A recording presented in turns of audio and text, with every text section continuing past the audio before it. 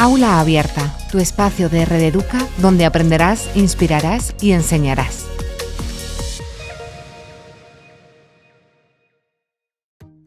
Aprender es un proceso que se desarrolla de forma permanente a lo largo de nuestras vidas. Se trata de educarse y formar el propio ser. Las posibilidades que existen durante el proceso evolutivo nos lleva cada vez más a un cambio en los sistemas educativos. Por ejemplo, preparar a los alumnos enfocándose en áreas determinadas, estudiar en un tiempo menor o promover las competencias personales, sociales y, por supuesto, de aprendizaje. Se trata de implementar nuevas tendencias pedagógicas y enriquecer el proceso de la educación que está por venir. Os damos la bienvenida a Aula Abierta, donde vamos a hablar sobre la educación del futuro. Nos centraremos en comprender el proceso de aprendizaje situando la educación en el nuevo contexto-entorno, aprendiendo técnicas específicas en comunicación. Por lo que si quieres adentrarte en este campo, quédate porque esto te interesa. Es un placer contar con la presencia de Javier Gay de Liébana, licenciado en Psicología, pedagogo, conferenciante, formador y escritor. Todo un referente en su sector que está hoy con nosotros para hablarnos del proceso de mejora de la educación, tanto a nivel de objetivos como de contenidos y aspectos neurocientíficos. Hola Javier, es un placer saludarte. ¿Cómo estás? Buenos días, Anaís. Estupendamente. Encantado de estar aquí con vosotros y espero que sea productivo. Seguro que lo es, estoy completamente segura y he de confesar que estoy muy contenta de tenerte en Aula Abierta y muy agradecida porque también hayas querido estar con nosotros y enseñarnos sobre un campo tan interesante e instructivo. Pero antes de meternos, Javier, sí que lo es. Antes de meternos en materia, me gustaría echarle un vistazo a tu background para quien aún no te conozca. Vamos a ello, porque actualmente eres profesor en la Fundación Martí Luma en la Universidad Autónoma de Barcelona, si no me equivoco. Correcto. Y aunque también te dedicas a la consultoría y a la formación de entidades públicas y privadas, has sido durante 30 años directivo de empresas en Barcelona, País Vasco, Navarra y Madrid. Correcto. De hecho, eres miembro fundador y responsable pedagógico de la Asociación de Neurociencia Aplicada de Barcelona y Walking Formación, además de creador del método VAS y autor del libro No te montes películas. Exacto, porque me encanta el cine y lo utilizo también para vernos identificados en muchos aspectos, ¿no? Y bueno, nos sirve también para cubrir un poco lo que sería también metodología, el campo visual, auditivo y sensitivo que tenemos todos. Pues esa pasión por el cine y cómo aplicarlo a la vida la compartimos, Javier. Así que me apunto el libro porque tiene que ser súper interesante y revelador. Pero es que además todavía te queda un poquito porque colaboras con la ONG Petit Garraf. Sí, Petit Garraf, exacto. Podríamos decir que es para personas monoparentales, más mujeres que hombres, naturalmente, y ayudamos a estas familias, ¿no? Entonces lo que hacemos es recoger libros que mucha gente, pues cuando se muda, etcétera, no los quiere, los recogemos y entonces los vendemos a bajo precio, a €1, y con esto lo que hacemos es ayudar a estas familias. Muy interesante, la verdad. Pues tengo un montón de libros en casa que Mira. Sí. Pues ya sabes. Habría que darle una nueva vida. Desde luego. Javier, tenemos que decir que tu objetivo, además de la consultoría y la formación, es compartir experiencias, porque según afirmas, la experiencia es la suma de nuestras equivocaciones y hay que aprender de ellas. Correcto.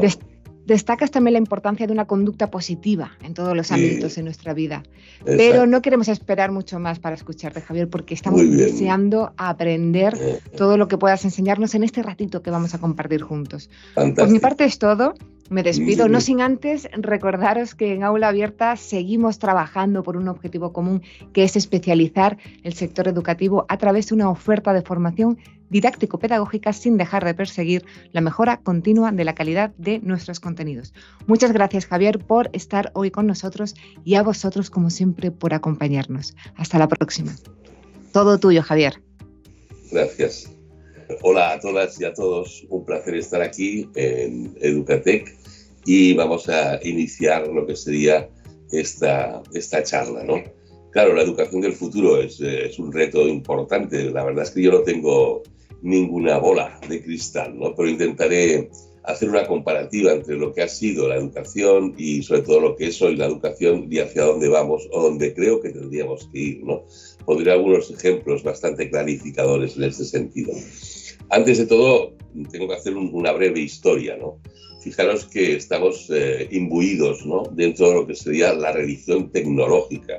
Esto ha producido un cambio radical en la forma de comprender. Estamos extremadamente mal informados, permítame decirlo. Desde el año 96, que había unos 10 millones de ordenadores conectados en la red. En el 98 nació Google y luego posteriormente ya vino la explosión de la burbuja, ¿no? Nació Facebook y luego Internet alcanzó ya los 1.000 millones en el 2005. La verdad es que ya no podemos vivir, ¿no?, sin lo que sería el ordenador, ni el teléfono móvil, etcétera, ¿no?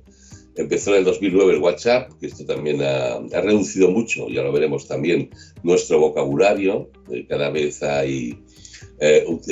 dominamos menos el vocabulario. Pensar de que nosotros utilizamos solo unas 700 palabras, siempre las mismas, cuando en el diccionario hay 95.000 palabras, ¿no?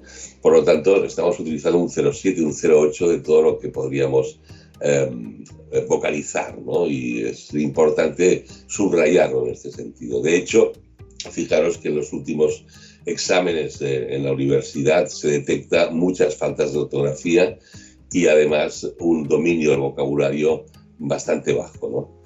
Es cierto que en el año 89 el Ministerio, al ver que había esta nueva tendencia tecnológica, empezaron a hacer programas para, de alguna manera, mentalizarnos a las nuevas tecnologías, ¿no? Esto es curioso, es verdad que se hicieron una serie de objetivos.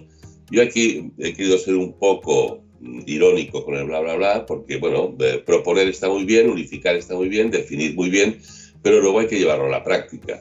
La teoría lo aguanta todo, pero la práctica no. Y entonces, bueno, aquí hemos visto de que sí, ha habido muchas muy buenas intenciones, aunque no se han podido llevar a la práctica. De hecho, ahora comentaré algunos aspectos al respecto. Mirad, hoy el 72% de la población deja los estudios entre los 16 y 18 años. Es una barbaridad, una barbaridad. ¿Qué ocurre? Pues que la educación no es motivadora. No es motivadora porque realmente seguimos transmitiendo recursos académicos, seguimos evitando el pensamiento crítico, que es fundamental y que luego hablaré de él. Y luego también vemos muchas diferencias entre comunidades autónomas. Por ejemplo, en el País Vasco se reduce mucho la tasa de estudiantes. Quizás ahí sí que han puesto en práctica, que ahora lo comentaré, la evaluación de las competencias humanistas o emocionales, cosa que no se ha hecho en otros lugares de España, y la que menos es Baleares, porque allí la mayoría de jóvenes pues van hacia el turismo, al trabajo. Es verdad que también en Baleares es muy caro vivir, y ya lo estamos viendo también en los medios de comunicación, que al haber tanto turismo los jóvenes no pueden acceder ni al mercado del alquiler, etcétera, y estos chavales lo que hacen es dejar la carrera y ponerse rápidamente en el mundo de la hostelería, ¿no? Todo esto comporta de que el factor del contexto, el factor ambiental, pues incide muchísimo en estas cuestiones, ¿no? También es importante tener en cuenta de que cambia mucho si vas a un colegio, bueno, cambia si vas a un colegio público que a un centro privado, ¿no? Fijaros las diferencias, son 10 puntos entre los centros públicos y el privado, y hay también 2 puntos también de diferencia de repetidores de curso, ¿no?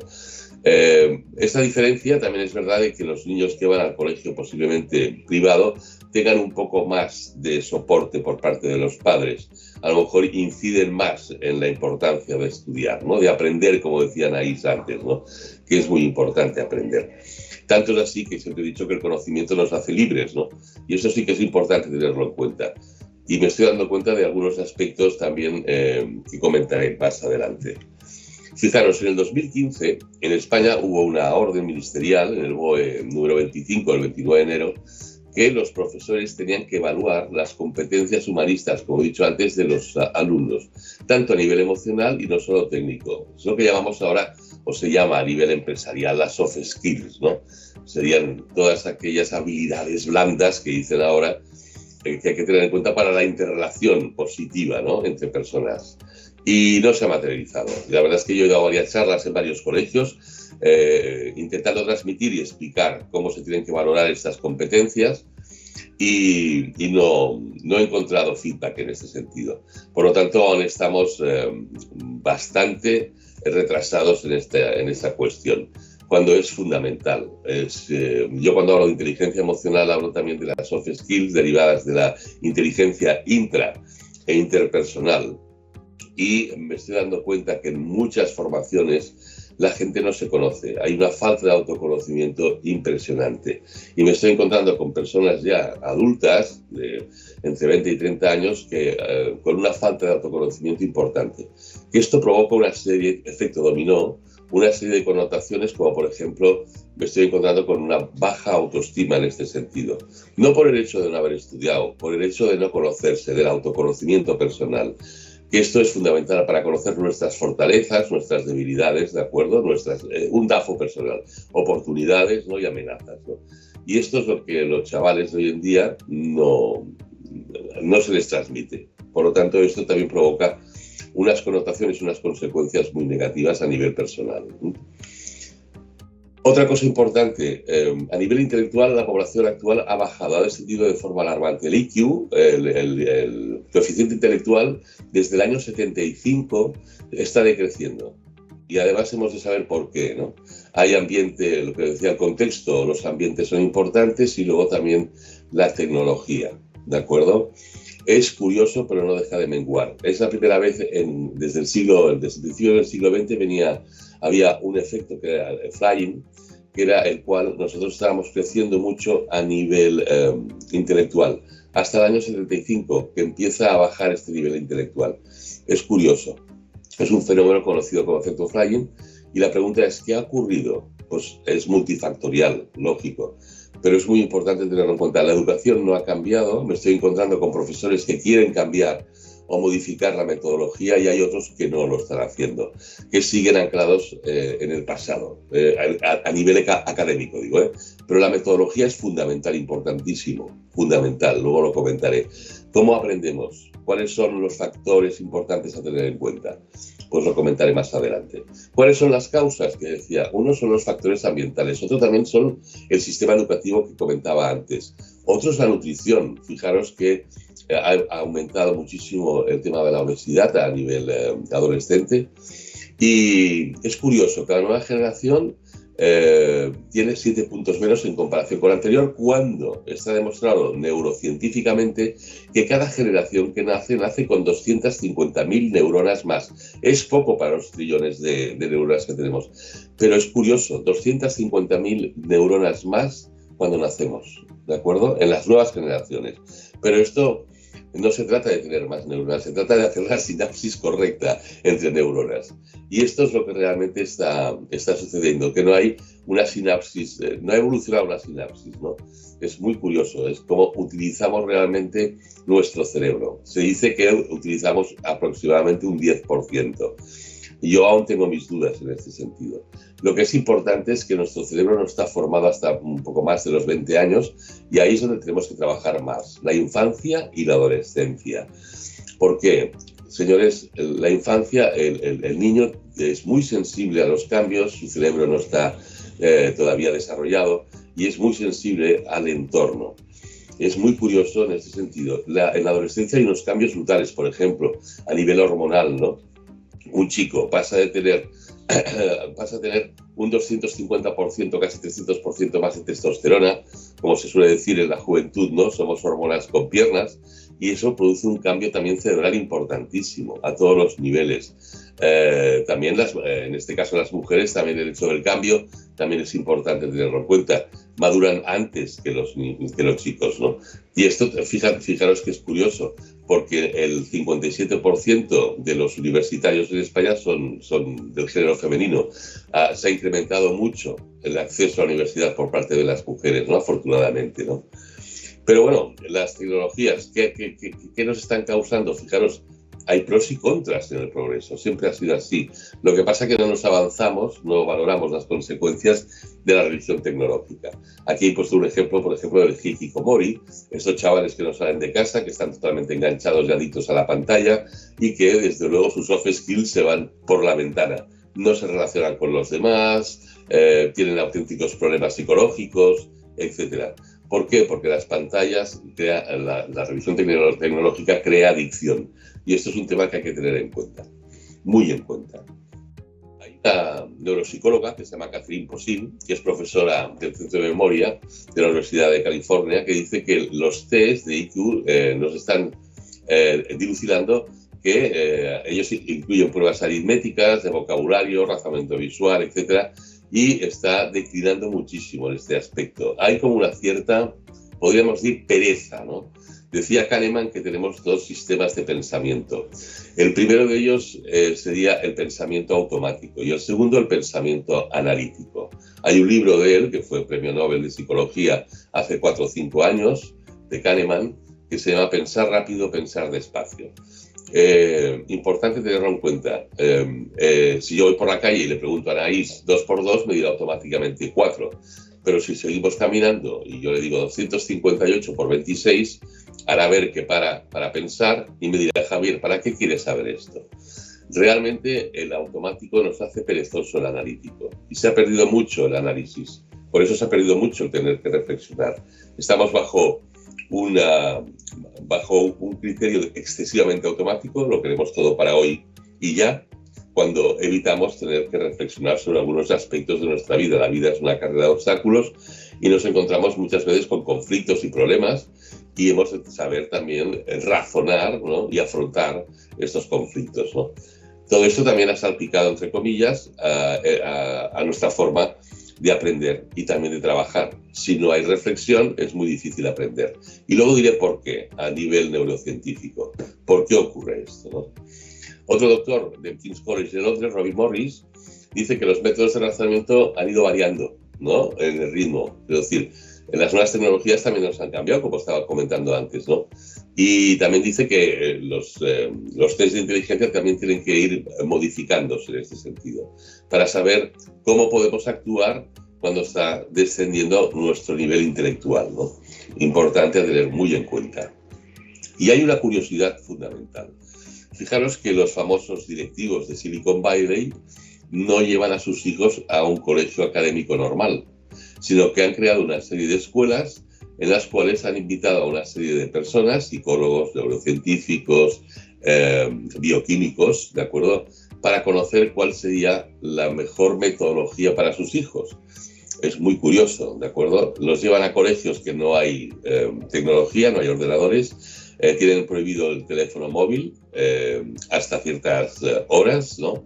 Y además proliferan los colegios, como he dicho, sin tabletas, ¿no? Es muy curioso esto en este sentido. ¿Por qué? Porque se han dado cuenta de que esta adicción genera también unos cambios a nivel familiar. Es brutal. Luego veremos un par de escenas de película con la que os sugiero ver, en donde veremos también cómo ha incidido esto a nivel familiar y a nivel de relación humana, ¿eh? Porque, como os decía, cada vez hablamos menos, hablamos peor, vocalizamos mucho peor. Ya no os digo nada cuando nos enviamos mensajes por WhatsApp, que yo, por ejemplo, también tengo que decir que cojo el WhatsApp o me enseña algo mis hijos pequeños y no entiendo nada, naturalmente. Entonces nos falta mucha claridad en lo que sería el vocabulario. ¿Cuáles son las consecuencias de la adopción tecnológica? Y muchos de vosotros ya lo sabéis, ¿no? Una sería el aislamiento, como he dicho antes, ¿no?, el hikikomori.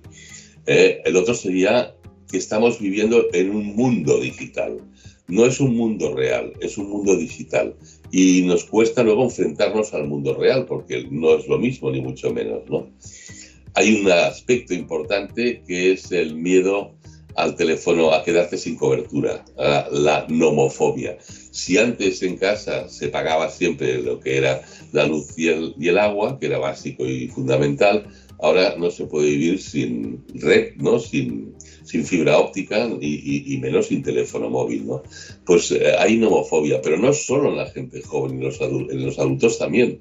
Dice que miramos el teléfono unas 150 veces aproximadamente al día, ¿no? Y cuando no tenemos cobertura nos sentimos como desnudos, desamparados, ¿no? Es la nomofobia, ¿no? También es verdad que hay una pérdida de noción del tiempo. Esto ya se ha visto también que muchos chavales se quedan enganchados y pierden esta noción del tiempo. También se genera mucho estrés porque el tiempo lo que hacemos es cubrirlo con estas herramientas digitales. No aprovechamos el tiempo para reflexionar, para leer, etcétera, ¿no? Y esto genera mucho estrés, ¿no? Estrés que luego también lo pagan los padres, los familiares, los amigos, etcétera, ¿no?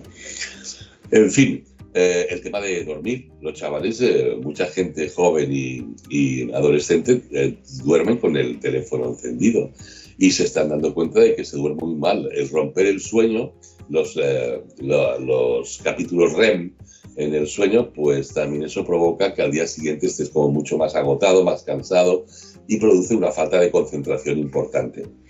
Y como he dicho antes, la comunicación familiar y social es mucho más complicada, ¿no? Entonces, claro, creo que esto hay que ser consciente de estas consecuencias de la revolución tecnológica en este sentido. Sé que es muy difícil, pero se puede hacer perfectamente, ¿eh? Mente superior domina mente inferior. Lo que pasa es que, claro, es lógico que una mente de un adolescente tenga lo que llamamos un aspecto de pensamiento líquido que hace lo que hace todo el mundo. Pero lo importante es salir del río, irse a la orilla y decir, voy a pensar, voy a reflexionar sobre lo que está produciéndose. También en esto los padres tenemos que ayudar, ¿no? En hacerlo reflexionar, captar la atención, comentar estos aspectos, ¿no? Que son importantes porque lo que hacen es generan unas situaciones muy negativas, ¿no? Otro profesor de la Universidad de Otago, Michael Sayer, dice que esta fuerza social de la revolución tecnológica interfiere precisamente en el pensamiento de las nuevas generaciones. Fijaros que cada vez dicen que la generación Z sale muy preparada de la universidad, pero claro, ahí radica el tema de que no se conocen a sí mismos. Y es un problema porque no conocerse las fortalezas o debilidades de cada uno, esta falta de autoconocimiento también provoca una incerteza importante, ¿no? Y fijaros que los exámenes que se han realizado de estas pruebas de IQ ha bajado a un 5%. Antes era un 25% que se podían resolver todo lo que eran las pruebas matemáticas y de ciencias, y ahora ha bajado al 5%. Es una barbaridad, es una barbaridad. Por lo tanto, estamos decreciendo y tenemos que preguntarnos qué está sucediendo, aparte de todo lo que he comentado, ¿no? Pero tenemos que buscar soluciones a estos aspectos, ¿no? Porque si no, iremos en declive total y absoluto, y hay que buscar un freno, ¿no? En ese sentido. Muy bien, os voy a dejar a ver esta escena de película y bueno, ya vosotros mismos sacaréis las conclusiones al respecto. Muy bien, como habéis visto, esto provoca una serie de problemas y conflictos a nivel familiar, aparte de también genera una ansiedad y un estrés brutal, ¿no? Como hemos visto esta chica cuando no tiene el móvil o cuando se lo encierran en una caja, ¿no? Hay que tener en cuenta de que esto está a la orden del día. Vayamos a la segunda parte de cómo aprendemos. Cuando os he dicho que los directivos de Silicon Valley, ¿vale?, llevan a sus hijos a estos colegios preparados especialmente para ellos, voy a compartir cómo aprendemos y qué han hecho precisamente al asesorarse por parte de especialistas del aprendizaje. Y voy a intentar resumir exactamente los métodos y los resultados de estos estudios, ¿de acuerdo? Primero de todo, la neurociencia. Es importantísimo tener en cuenta, la neurociencia lo que hace es asociar bioquímica, psicología, sociología, biología. Es decir, lo que hace la neurociencia es unir o asociar diferentes especialidades y ciencias para saber cómo nuestra mente funciona, al igual que nuestro metabolismo, lógicamente, ¿no? Aquí entraría el tema de la pedagogía y la andragogía. La pedagogía sería para la gente más joven y la andragogía sería cómo aprendemos los adultos, ¿no? La motivación fundamental es el estímulo, ¿de acuerdo?, para aprender, para el aprendizaje. La filosofía, que desgraciadamente se está perdiendo. Ya incluso se ha comentado esto en España de no tenerla como asignatura en secundaria, cuando me parece fundamental. Y lo veremos también en otra escena de película que he preparado. La memoria, ¿cómo funciona nuestra memoria? Se está perdiendo memoria. Antes nos hacían, hemos pasado, como decía un amigo mío, de calvo a dos pelucas, ¿no? Del blanco al negro. Antes memorizábamos excesivamente, pero es que ahora la memoria ha descendido y ya explicaremos por qué. Las emociones, que tienen mucho que ver también con la memoria. Las emociones, nosotros somos emociones con piernas, es así. De hecho, fíjate, la adicción viene dada precisamente por esos estímulos, estas emociones constantes, ¿no? Que además, si no son positivas, se genera la adrenalina. Luego lo comentaré. La bioquímica en nuestro cuerpo. Nosotros tenemos una serie de hormonas que se segregan en función del entorno y de las emociones que tenemos. Aquí hablamos de serotonina, dopamina, cortisol, ¿de acuerdo?, endorfinas. La bioquímica lo que hace realmente es tener una percepción del entorno y una forma de defendernos de una serie de situaciones, ¿no? El pensamiento crítico, esto es lo que se ha perdido más. Esto se ha suplido con el pensamiento líquido, hacemos lo que hace todo el mundo, pero no paramos a pensar ni a reflexionar. La creatividad, es muy curioso, pero se ha descendido muchísimo el tema creativo. Y finalmente lo que os comentaba antes del autoconocimiento. Conocerse uno mismo, saber qué fortalezas tiene y qué debilidades para poderlas mejorar, ¿no? Es simplemente conocer. Y además la inteligencia emocional de cada uno, que está, luego lo comentaré, una serie de comportamientos fundamentales, tanto a nivel intrapersonal como a nivel interpersonal, ¿de acuerdo? Vayamos a la primera, la pedagogía. Fijaros, la pedagogía quiere decir llevar, conducir a los chavales, ¿no? A la gente joven. ¿Por qué? Porque el adolescente adolece, de eso viene la palabra, ¿no? Porque está creciendo, adolece, y además es una esponja, además que tiene una curiosidad fantástica en este sentido, ¿no? Y una imaginación y una creatividad importante. Entonces, la pedagogía no la podemos asociar al adulto, porque el adulto aprende de otra manera. Y aparece la idea de andragogía, que esto a partir de la madurez aprendemos de diferente forma. Pero aún así es curioso, porque el otro día estaba estudiando o estaba leyendo un tema de marketing y me acuerdo que había nichos de mercado. Es muy curioso esto, porque ahora para los del marketing, para la gente de marketing, para los estudiosos de marketing, la adolescencia la ponen desde los 4 años, que es cuando tenemos ya noción del yo, hasta los 32 años. Imaginaros, ¿eh? Para ellos el nicho de mercado de la adolescencia dura hasta los 32 años. La pregunta es ¿por qué? Pues supongo que tendrá mucho que ver con lo que estoy comentando, ¿de acuerdo? Porque no estamos madurando como se maduraba antes. Es verdad que no hay acceso al trabajo, que hay mucha precariedad, que hay muchos conflictos también a nivel económico, etcétera, ¿no? Pero es muy curioso. Como estaba comentando antes, disculpad, aquí tenéis una diferencia de pedagogía con los niños y de andragogía. Sobre todo, bueno, yo aquí he hecho una amalgama de palabras, la andropedagogía, en ese sentido porque es muy curioso. Nosotros tenemos los mayores, los adultos, tenemos una disponibilidad limitada, pero en cambio el joven, el niños y adolescentes, es ilimitada, ¿no?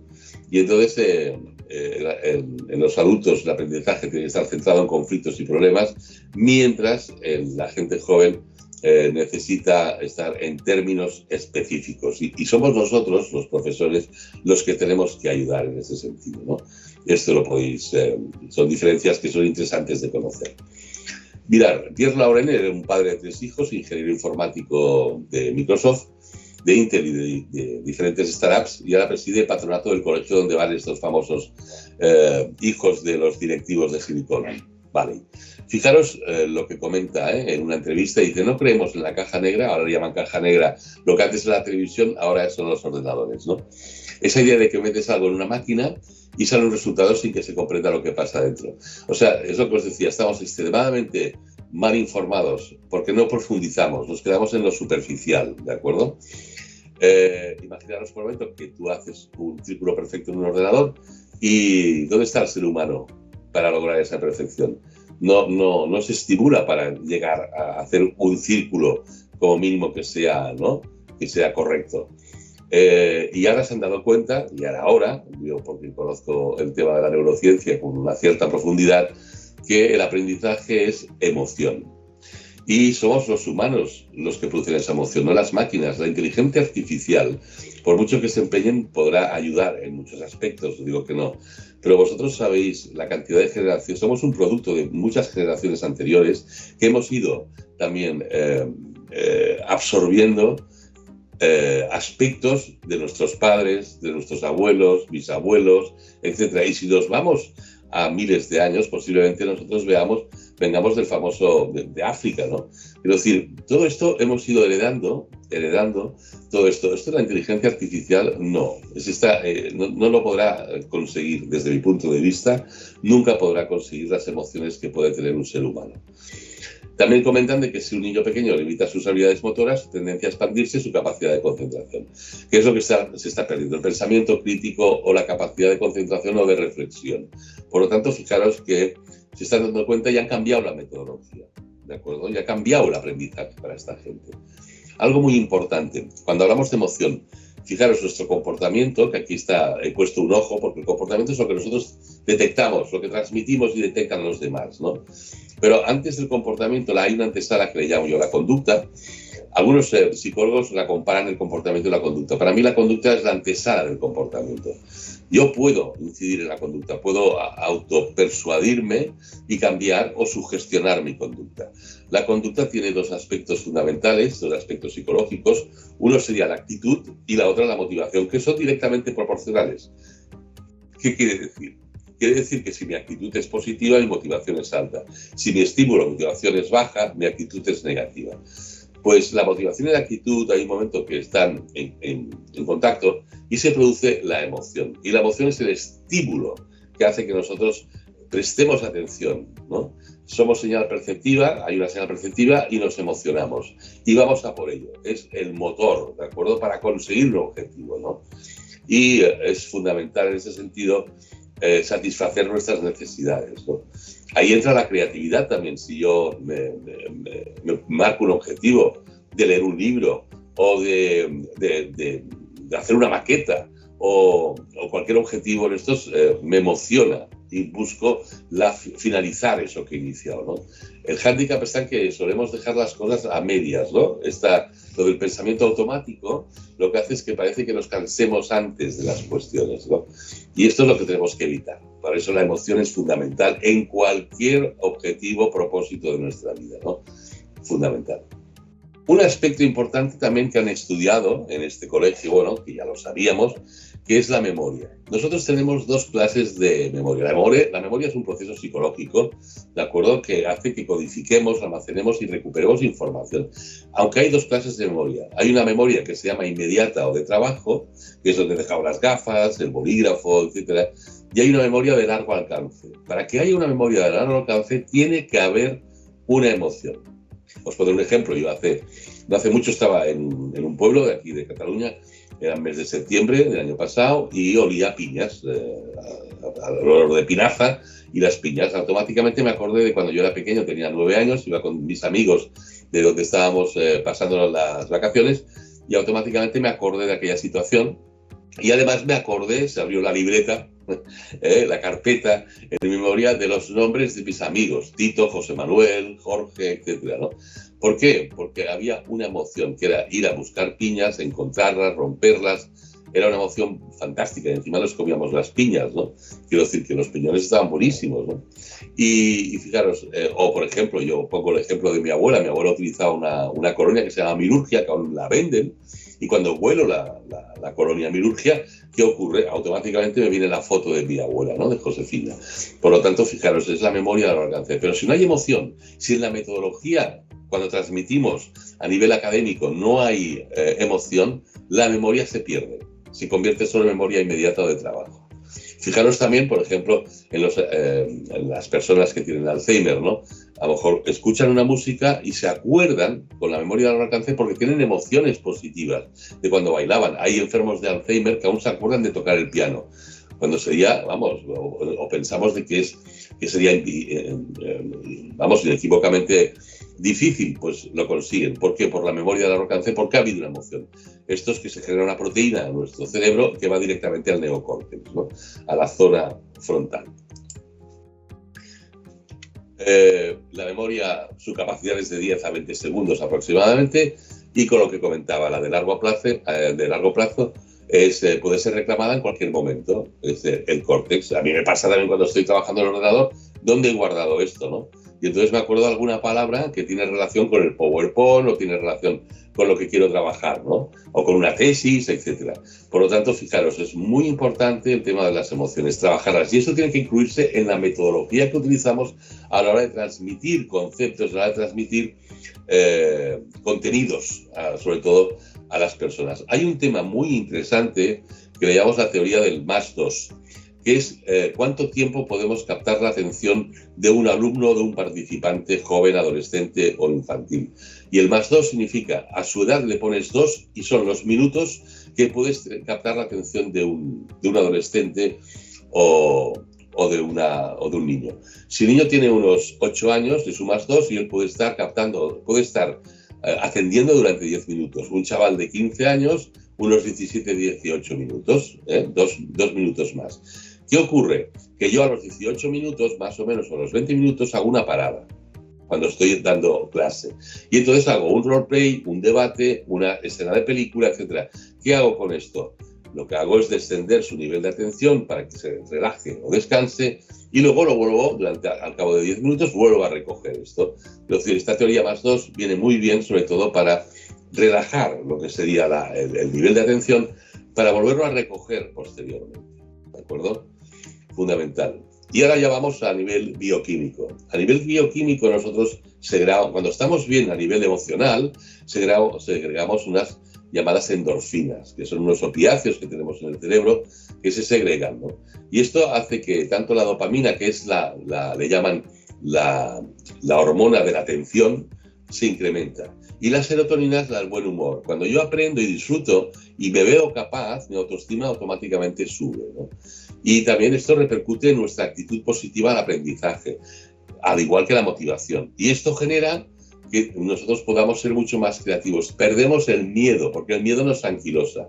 Si conseguimos esto a nivel bioquímico, estamos demostrando de que el aprendizaje ha de ser divertido, yo me acuerdo que venía de un mundo totalmente gris, blanco y negro, del nodo, ¿no? Y decían, la frase que decían en el colegio era, la letra con sangre entra. Totalmente descabellado, era la antipedagogía, ¿no? Es cuando disfrutamos, cuando estamos aprendiendo, es cuando hay emociones positivas y segregamos todas estas hormonas, ¿no? Por lo tanto, hemos de trabajar mucho esto a nivel de transmisión de conocimientos, ¿no?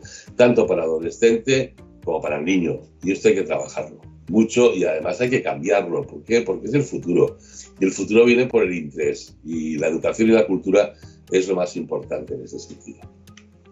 Muy bien, os voy a dejar con esta escena de película y, bueno, para que reflexionéis sobre lo que está comentando en este caso Merlí, un profesor, es de una serie que seguro que habéis visto y que creo que vale la pena. ¿Creéis que Muy bien, como habéis visto, qué importante es el pensamiento crítico, ¿de acuerdo? Fíjate cuando está hablando de los peripatéticos, ¿no? Las personas que reflexionaban cuando iban caminando, ¿no? Claro, ¿qué nos está diciendo? De que hay una vagancia. Precisamente este entorno, este contexto que estábamos comentando, hace que seamos vagos a la hora de reflexionar, ¿no? Y es porque queremos todo ahora y ya, sin reflexión. Y esto es imposible. Y además ya han incluido, fijaros, en el concepto de pensamiento crítico, que la vida cotidiana estamos rodeados de las famosas fake news, que además es mucho más fácil que un adolescente se las crea, ¿no?, que una persona adulta. Aún así, hay muchas personas adultas que también se las creen, ¿no? Entonces hemos de tener mucho cuidado, hemos de saber discernir, sobre todo, ¿no?, en este sentido, y tener un pensamiento crítico, cuestionarnos la realidad, cuestionarnos muchos aspectos nuestros con el objetivo de mejora constante, ¿no?, con el objetivo de mejorar como seres humanos, ¿no? es fundamental en este sentido. Y lo que os comentaba, el autoconocimiento. Ha de ser a nivel cognitivo y a nivel emocional, a nivel de los dos. No es tan difícil, no es tan difícil. Es normal que pasemos por fases. La vida es una carrera de obstáculos, pero hemos de estar preparados también para afrontarlos, ¿no? Entonces, fijaros, el autoconocimiento, nuestra facultad para saber dónde estamos, tener una percepción lo más real posible.